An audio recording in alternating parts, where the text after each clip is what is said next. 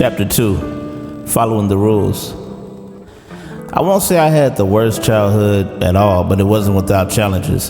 And some of those challenges, believe it or not, stem from being raised in a Christian home. When I say we were church-going people, I mean we were church-going people. We were at church whenever the doors were open, Sundays, Wednesdays, sometimes Friday nights, and that's not to include any rehearsals or hours spent at the church for prayer. Now, my sister and I, we weren't allowed to do many things that most families didn't see as a big deal. For example, we couldn't watch music videos.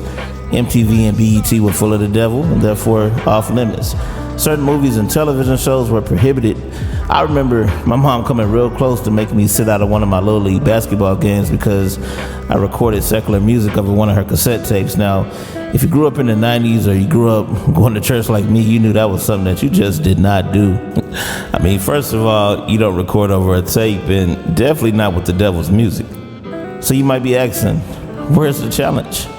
Well, when you grow up around cousins and friends who are allowed to do those things that you can't do and you don't really understand why you can't do them, it puts you in a state of confusion. So from an adult's point of view, it's easy to say, don't worry, you're not missing out on anything. But as a child, that doesn't make sense. A child wants to know why they can't do something or why they can't have something. And I get it. Most of you are probably saying, because I said so. And that's cool, I get it.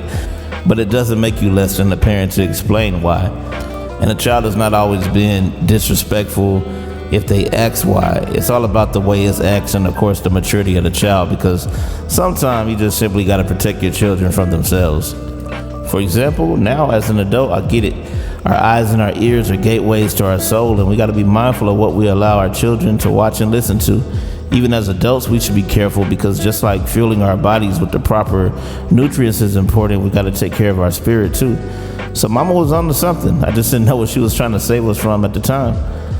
We don't want our children to display an attitude that they're better than anyone else, but we do want them to be able to stand in the midst of opposition and explain why we take the stand that we take and why we believe the way we believe. I firmly believe that as Christians, we can't afford to continue to paint this picture that Christianity is all about do's and don'ts, what we can and can't do, without teaching the fundamentals of why.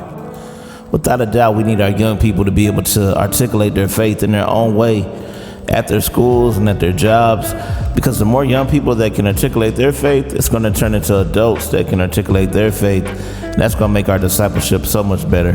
And at the end of the day, that's what it's all about anyway, leading people to the Lord Jesus Christ. So no knock against anyone that runs a strict home.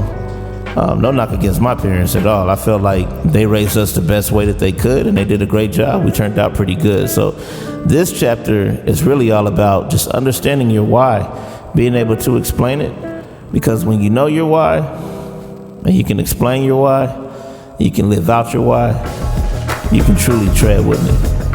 Let's go.